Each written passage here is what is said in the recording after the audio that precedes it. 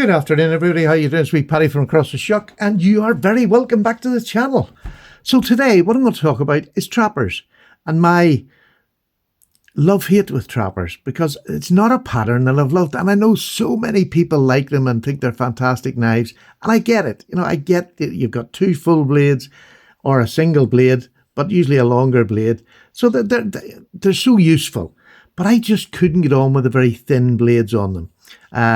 But before I get to that, I'd just like to say I got this lovely gift today. Justin brought it round, but it was sent to him to give to me by Gus from Gadget Gus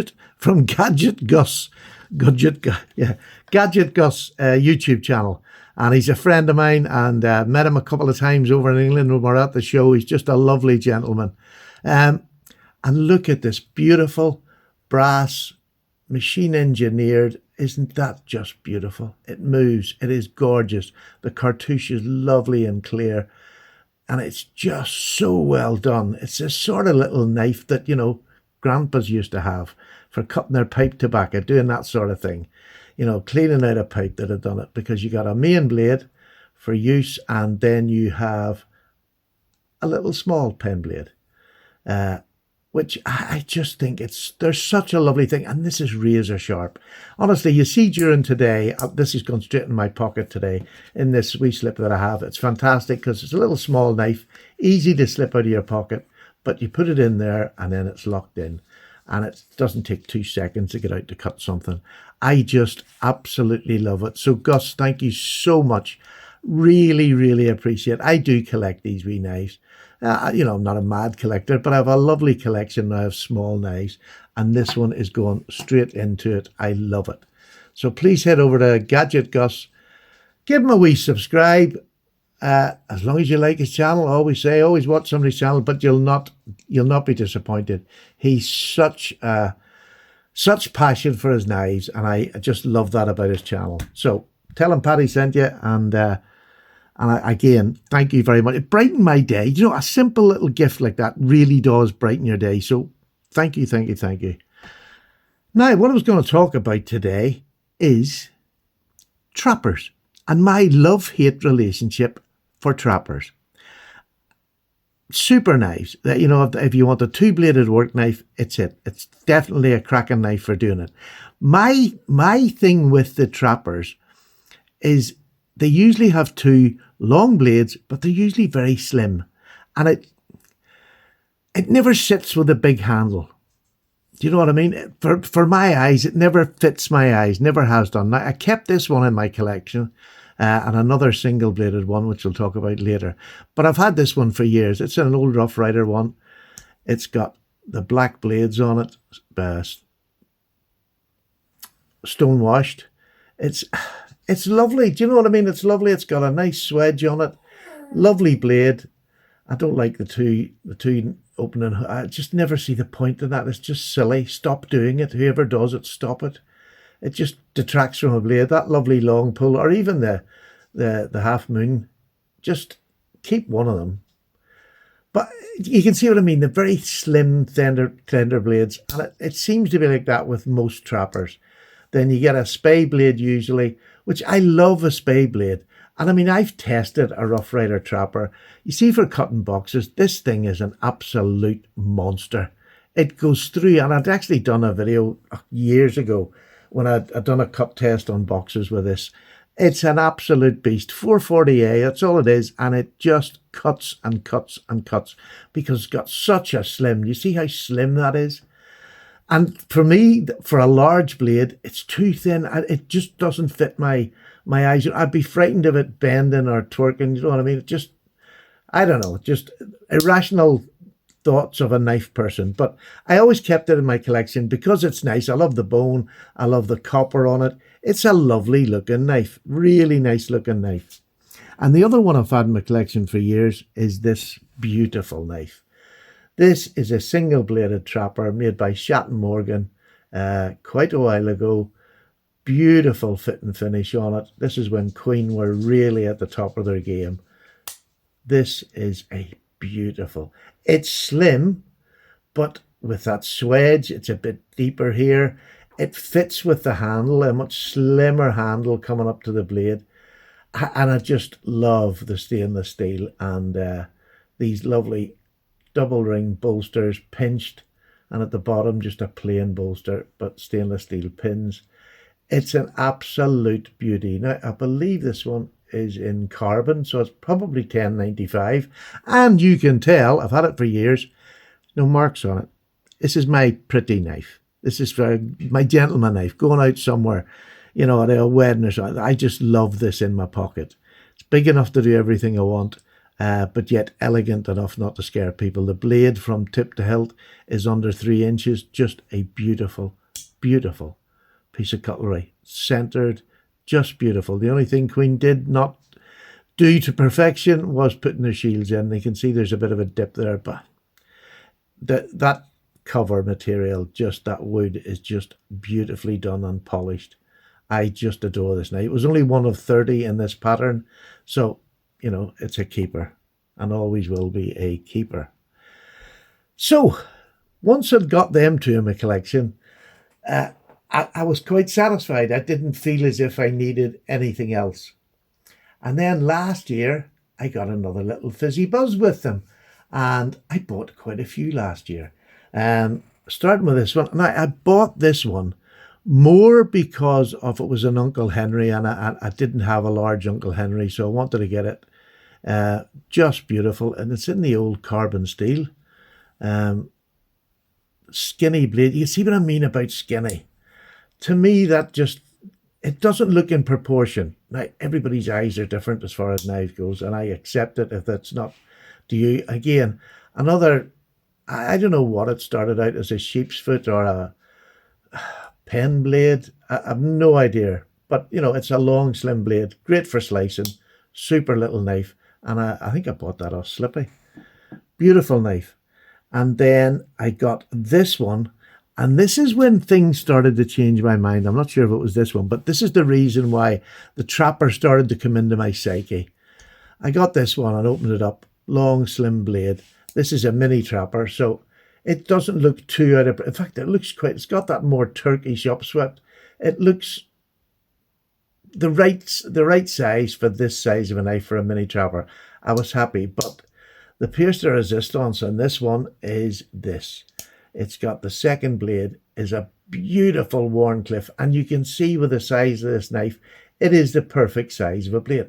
I always love, now this is quite strange, the bolster and the start of the blade to be roughly the same size, because to me then it just seems as if it flows nicer, and I think that is beautifully done. I love this knife. It's just in their stainless steel and their 6.5 bone stag that case do beautifully well.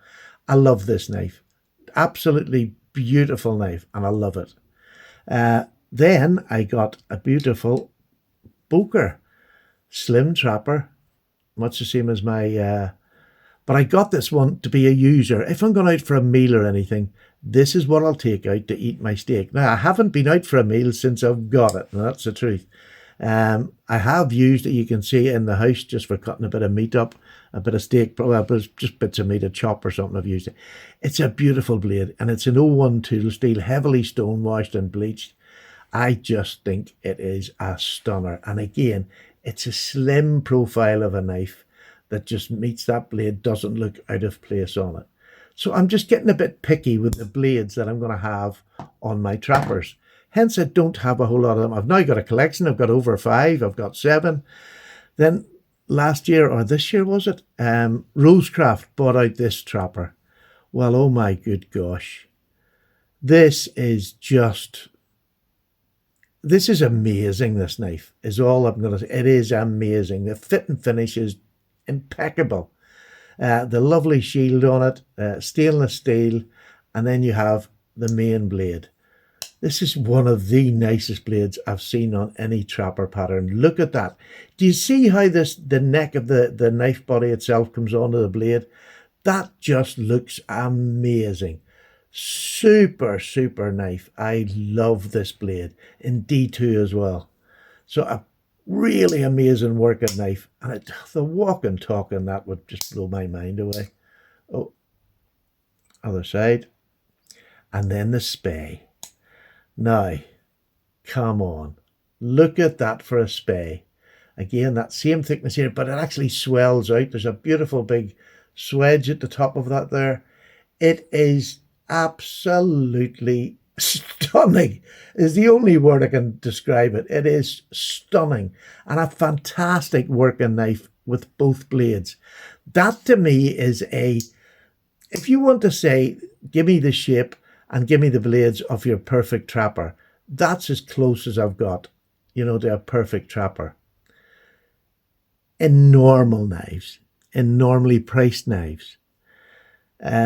But was it last year? I think I got this, and it was part of a trade I done, and I got this beautiful Tony Bowes case. This is the SHOT Show, and this was the Millennium SHOT Show knife, 2000.